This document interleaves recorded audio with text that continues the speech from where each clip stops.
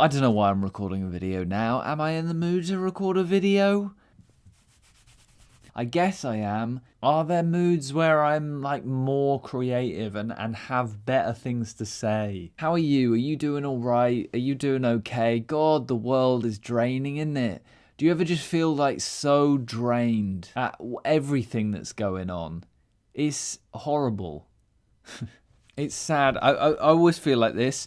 I get into those moods where I'm just like looking at just the chaos of the world, and you're just like, dumb people say stuff and you just like, ugh. You're just endlessly scrolling, and every time you see something cool, you check for the comments, and there's always some dickhead saying something dumb as hell. You know what I mean? Horrible shit's gone on. I don't know what to say, really. Like, it's shitty to go eat any which way. Like, if I say something like, we've seen it before, that feels like I'm like trying to minimize the issue. But if I say something like, it's so horrible, this thing's happened, people are like, well, yeah, but it's happened before. Maybe I should just, look, I know you're here for some art, you're here for some drawing, so am I. We're all just trying to get by. Ain't that the truth? And the sooner that people sort of come together behind that fact, realize that we're all just trying to get by, then maybe more people will start giving a shit about other people. That's what I'm saying. That's what I'm talking about. We don't need a fucking sympathize. Having a bad day? Are you kidding me? Are you kidding me? That's what we hear.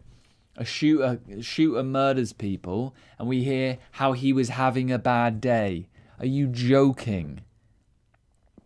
Some racist motherfucker out here killing people, and that's what we get.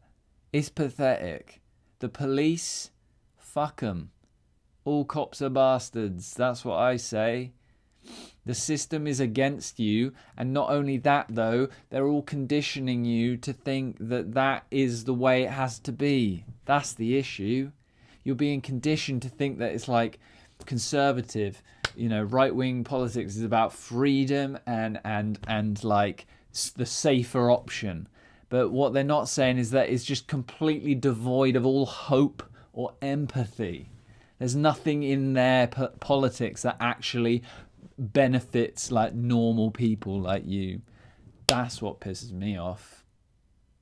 And then time and time again, this horrible shit happens, and then people are out there like being like, oh well, not all men. Oh Jesus, what a horrible circle. What a cycle of absolute infuriation. Because then you've got to do stuff like, you've got to like word what you're saying just so it's like palatable to dickheads. It's like people like are saying stuff and they're getting pissed off because they can't handle it, and that's what's annoying. So then it's like, oh, how do we say it to make it so these like absolute fools like actually like understand it? Ego, that's the problem. Ego. Stop with that chip on your shoulder shit. Stop thinking it's about you against the world. Stop listening to that little voice that's telling you that it's all about you and you're like the main character. We need to come together, realize that we're all the same. This ain't Dark Souls out here. We aren't just like fighting demons. We're just trying to live on a planet together, because that's the only thing we can do. We're all just the same. That doesn't mean you can ignore the inherent differences in everyone, and how you've got to recognize how the system isn't built for certain people, and it's built just to maintain a status quo of inequality. Anyway, that's just my usual. That's just me. That's just me on a Thursday. That's just where I'm at eternally, constantly. Doing the bare minimum, yes. Doing just like what I gotta do and say to get by and exist with the thoughts that I'm having. Sure. Could I be doing more to help my community? Probably. That's what I always think. Like, but what physical acts can I be doing? And it's tough, but I think it's good to have these conversations, good to do stuff like that. Started giving to charity more as well. I know charity comes with a whole new level of like, which one's the good charities? Are charities even worth it? Should we even have charities? Surely the whole point in taxes is that the government's looking after everyone and we shouldn't have charities in the first place. Anyway, so Dark Souls, yeah? Haven't played... Well, I have, that's a lie. I played Dark Souls 3 for a bit. Didn't like it. Then I played Bloodborne for a bit. Liked it a little bit better. Didn't get very far. But I mean, what I'm trying to get around to saying is this was a really fun little drawing to do. This was a commission, by the way. They've got like this huge Dark Souls channel where they do loads of Dark Souls content. So if you do like Dark Souls, get on board and go follow them. But they were really nice. They were really cool. I think they're from the UK as well. And they commissioned me to do a little like lo-fi repeating looping animation. For some lo-fi beats, Dark Souls themed music, which was really cool, really funny. And it turned out pretty good. I like it. I quite like it. Like, so, you know, got that medieval aesthetic. I feel like I got the Dark Souls colours right and stuff. But yeah, in general, I'm not a big fan of Dark Souls, which is funny. Because it's quite funny to think about like me doing art for something that I'm not like a big fan of. I don't know. I feel like that's interesting in some way. Because I think I've done quite a good job. But, you know, a mega fan might be able to like really get the details down. Yeah, I've never been a big fan. I don't know what it is. And it's not necessarily the difficulty. I've played loads of difficult games. I often play like RPGs and adventure games on the hardest difficulty. I know it would probably annoy me and piss me off, but it's the combination of the difficulty and the aesthetic.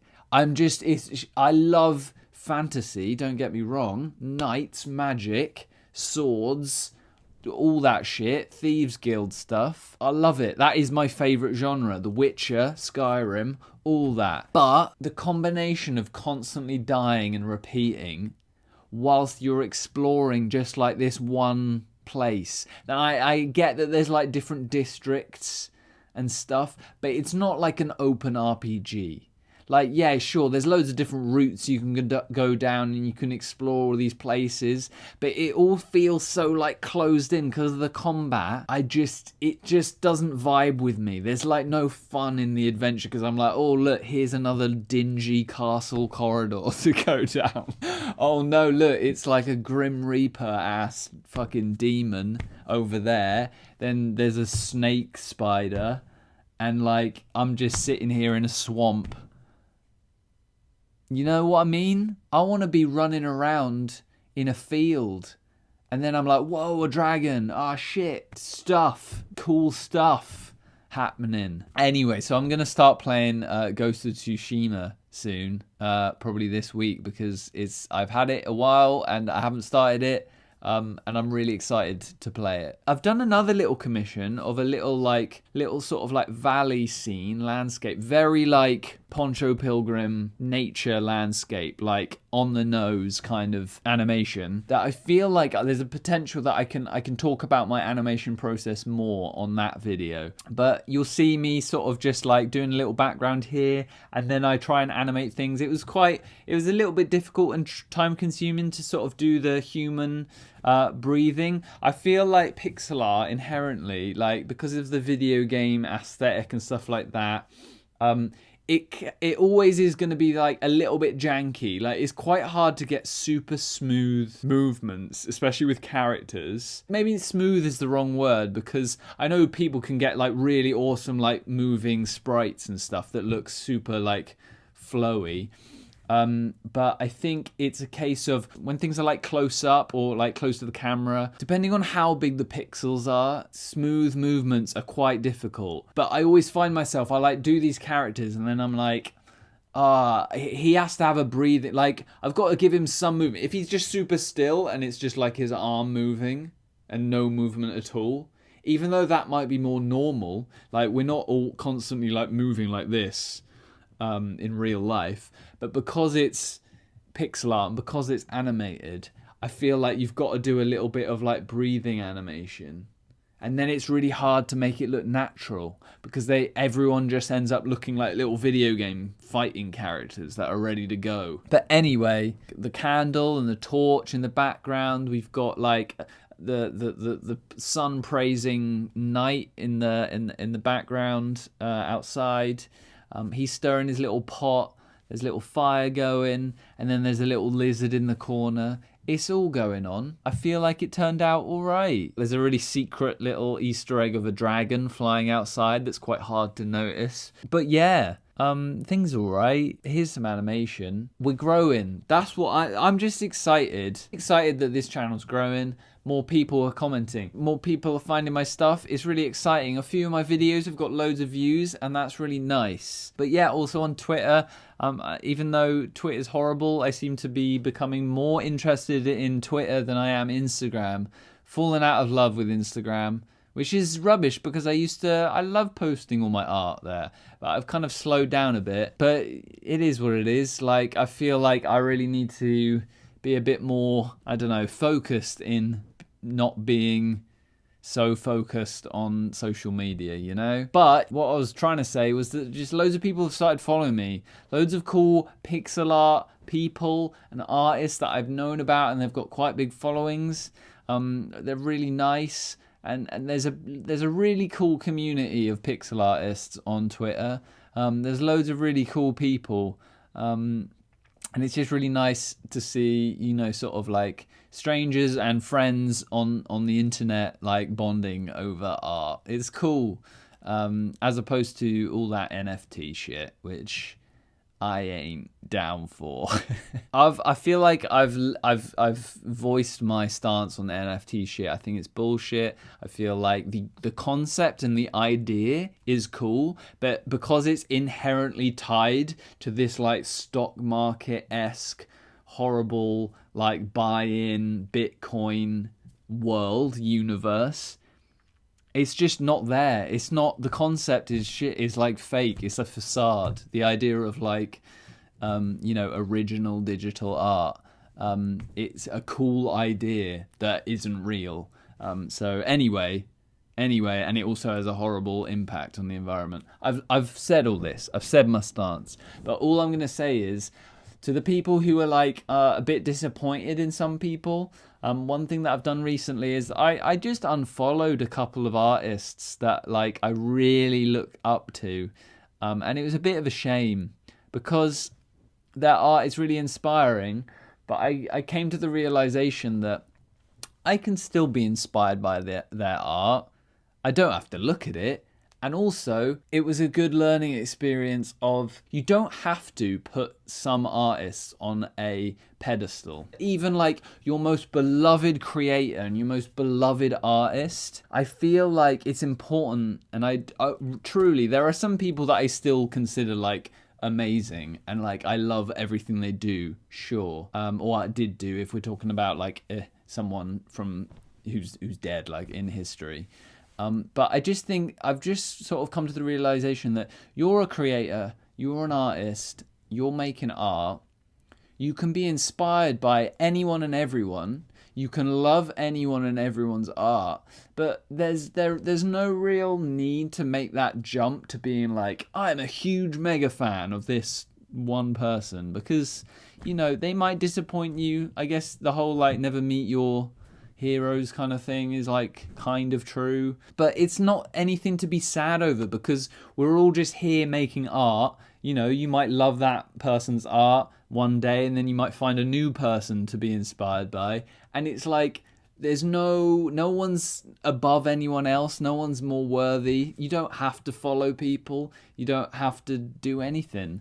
So there's a point somewhere in there in that ramble. All I was trying to say is don't worry about unfollowing, because I guess my internal thoughts were like, oh no, I need to be following this person to be inspired by their work and see their latest updates. Maybe if I want to support them and buy anything, I need to see what they're doing. In the off chance that maybe I want to interact with them or I want to get them to follow me, I want to be there. But I realize that it's all unnecessary. It doesn't really matter. Like, just follow whoever you want, just if you vibe with their stuff. But you don't have to. Whatever. I think I've talked enough today, this evening. You're welcome. Everything feels like Groundhog Day, doesn't it? That's not a new take. I appreciate you being here. At least we got video games, eh? At least we got stories to read. We got films to watch. We got books to read. Just be grateful for what you got. That's what I'm saying. It's important to stay grounded whenever you can. Whenever you notice yourself slipping. Whenever you notice yourself beating yourself up or focusing on the wrong things, to just keep focused, keep grounded. You're doing your best. That's all you can do. Praise the sun. Am I right? Am I right, Dark Souls fam? More art on the way. More animation stuff on the way. What am I going to talk about next? What am I going to say next? Who knows? Who cares? I appreciate you so much for being here. There's a whole world of internet out there, and you're choosing to spend some of your time watching me and my stuff. Me and my drawings. What more can I ask for than that? Good luck with your art. Good luck with your projects. I hope they're going well. I hope you're carrying on doing your creative projects. I hope you're doing all right. Creativity is hard at a time like this, but I believe in you because you're here and clearly you believe in me. And I appreciate that.